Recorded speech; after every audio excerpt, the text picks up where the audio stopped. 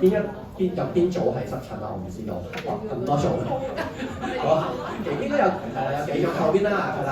嗱，我想大家去你哋每一組咧揾一個代表就得啦。咁去講一講你哋頭先討論咗啲乜嘢啦，包括個3個問題啦，學到啲乜嘢啦，好唔好啊？請 Christina 嗰隊先啦。好。我坐喺度啦。咁咧，我哋呢一組咧就討論咗呢一個嘅濕疹嘅。咁佢個病徵咧，包括我哋嘅皮膚好乾啦、好痕啦、甩皮啦，又腫啦、又痛啦、又唔舒服啦。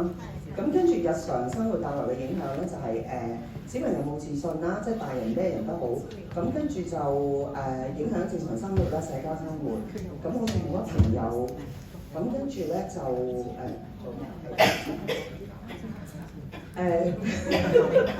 咁同埋咧要成日都要清潔屋企啦，要換床單啦，要吸塵啦嚇，因為可能得好多皮。咁跟住要點樣處理呢個疾病咧？就可能飲食要調節啦，咁生活要正常啦、戒口啦。咁最緊要就係用多啲健康嘅產品啦，咁包括我哋嘅杞子汁同埋呢個益生菌同埋我哋魚油丸。係啦，多謝 Christina，好唔該晒。好仲有一組嘅係咪？好，你哋呢組係分享下先。個病徵咧，病徵唔講啦，咁帶嚟咩影響咧？佢會痕啦，個外觀會受影響啦，影響佢個情緒，成日都要戒口啦，好多嘢都唔食得。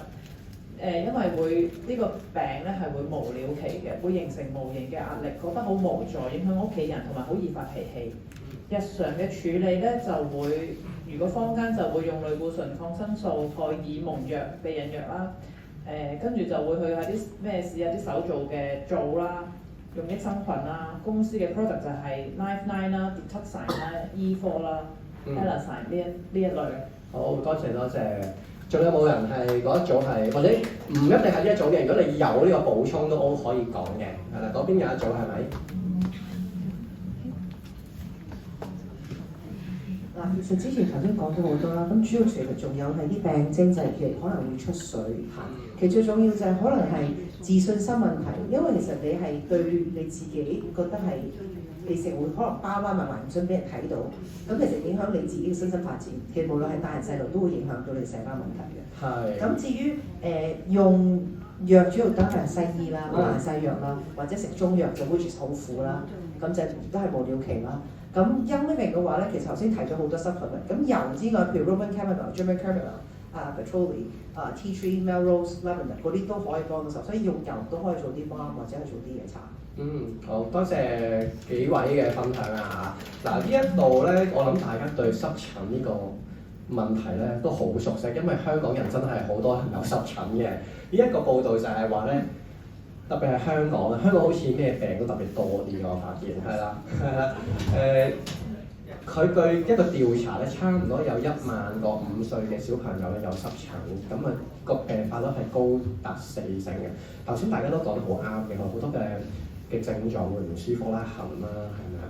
咁我自己都識一個朋友咧，我好細個已經識佢啦，以前喺教會認識嘅。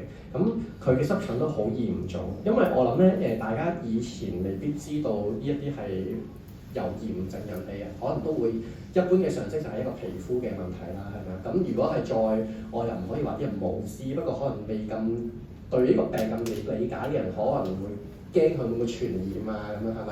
咁其實我呢個朋友就即係喺啲教會咧見到佢坐完張凳一起身，其實都好多皮屑喺嗰張凳度，所以有啲好嚴重嘅狀況啦。不過大家頭先都講得好啱嘅，會除咗影響佢哋本身自己身體健康之外啦，佢哋嘅身心啦都會受到即係可能有啲嘅影響，社交能力啦。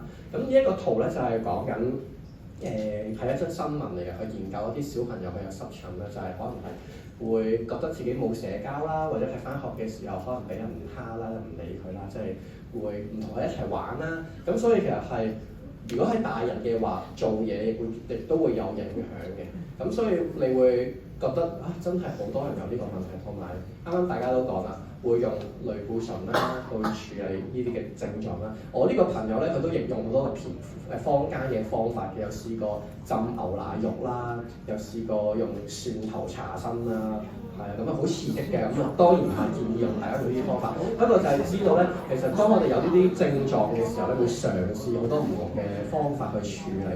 但係我想講嘅就係，如果我未話俾大家知濕疹原來都係同炎症係有關係嘅時候，大家可能真係未必聯想到兩件事係有關聯嘅喎。咁但係咧，其實都好多嘅調查話俾我哋知咧，慢性炎症原來係驅動濕疹嘅其中一個主要嘅因素。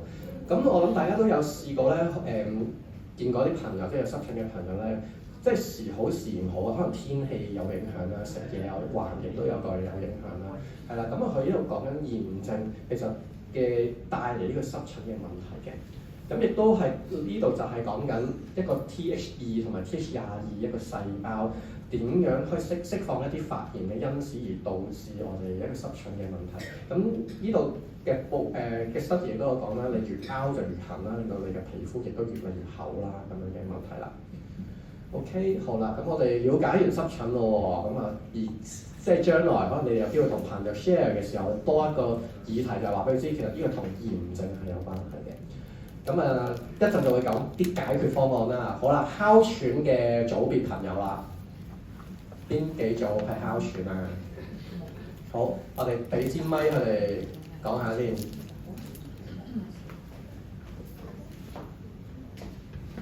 好啦 ，share 下咧，你哋頭先討論到嘅內容啦。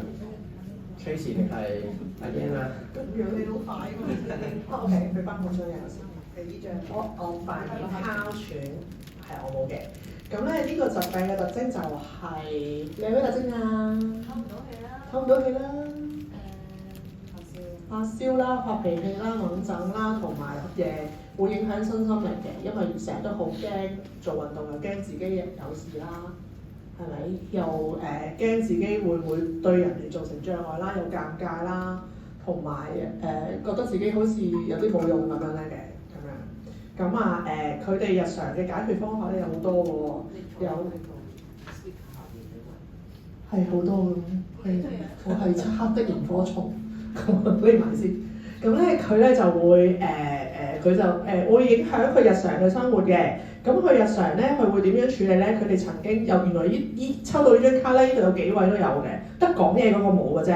咁唔知點解佢哋唔講，就叫個冇嘅出嚟講。咁佢哋話咧，佢哋要吸類固醇啦，佢哋要睇中醫啦，要睇唔同嘅醫生啦，同埋好大 side effect 嘅。其中有一位咧，直頭用藥咧，佢唔想出名啊，咁咯，佢係會爛口㗎咁樣咯，即係唔係講嘢嘅爛口，佢個嘴咧係噴到係會咁樣嘅，甚至乎咧佢發現咧而家嗰啲類固醇越嚟越貴咯，又好平到好貴，同埋呢啲類固醇咧係即係哇點解可以咁長啊個時間？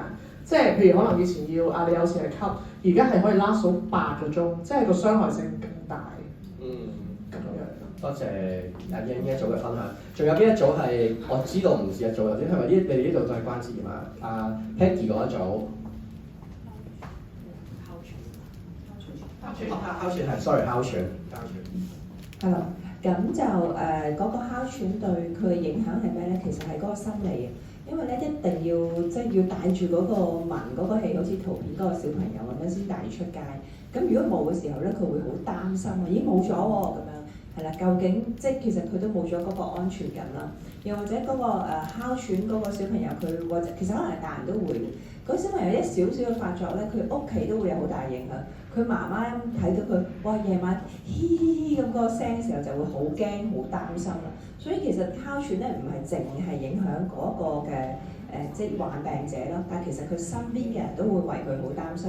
然而咧，佢嗰個做唔到運動咧，都對佢哋嚟講係好困擾嘅，因為佢哋知道自己係哮喘啊嘛。佢可能佢屋企人想去做運動而強化翻嗰樣嘢啦。但係做運動又有機會會出事喎，哮喘發作，咁變咗咧，其實無限都即係話，我想做運動又做唔到，係啦，咁但係又唔知點算好，咁唯有繼續循環無限都喺嗰個病嘅入邊咯。咁通常而家處理嘅人都係用緊，即係我哋見到嘅都係主流嘅都係用緊噴呢啲噴劑啦，又或者有啲人咧要食一個療程嘅青蛙仔啦，咁啊盼望食完嗰個青蛙仔可能解決到咯，但係其實原來又唔得嘅。咁家長同即係嗰個患病者咧，其實都係好失望，好似咦都係唔會好翻咁樣咯。咁另外就當然我哋自己嘅會員都會用下我哋嘅supplement啦、零下紅啊，我哋而家嘅魚油啊嗰啲都會有幫助嘅，係啦，咁都係用當然茶油都有啦，咁就係用呢啲方法去幫佢咯。好多謝 Peggy 嗰組，仲有冇組別係哮喘組？前面呢一組。咁我哋頭先大家分享就係青蛙仔啊、呢啲噴霧啊，其實都常用嘅。咁其次咧就係去睇中醫。咁但係咧，我有朋友咧就係佢仔咧小學嘅時候已經 keep 住睇中醫，同埋每個月都要入醫院，係就因為哮喘發作咯。咁寫得住咧就住幾日啦，甚至一個禮拜。咁其實影響學業啦，影響佢發展啦，同埋用咗呢啲藥之後咧，其實佢個長高得會特別慢啊。咁個媽咪咧去到最後咧，其實都好沮喪，甚至連中醫咧每個月都睇嘅中醫咧，就係睇到小3度咧，就同佢講：你唔好再嚟睇啦，因為其實因為中藥雖然我係中醫，但係啲中藥究竟含唔含重金屬我都唔敢講。個小朋友長期咁樣食，其實對佢唔好。你不如停一停，唔好睇中醫1-2年，之後先再即係睇下呢段時間，再諗啲方法，遲啲再睇啦咁。咁其實去到呢個位，中西醫都好似冇辦法嘅時候，其實都好絕望。咁後嚟其實十金好幫到手啦，另外好幫到手啦，跟住單查到佢會用 Hipso 啦，佢會令到個小朋友感覺舒服好多咁樣咯。好多謝呢組嘅分享，一個好好嘅一個 personal experience 啦。咁其實大家都了解到，哇！真係要中西醫都要睇，甚至乎中醫都話俾你聽，可能真係你要停一停啦，係咪啊？去未必幫到你。咁所以其實我哋係咪真係有其他方法可以幫佢哋咧？咁亦都係一個好好嘅學問嚟嘅。咁嗱，我想分享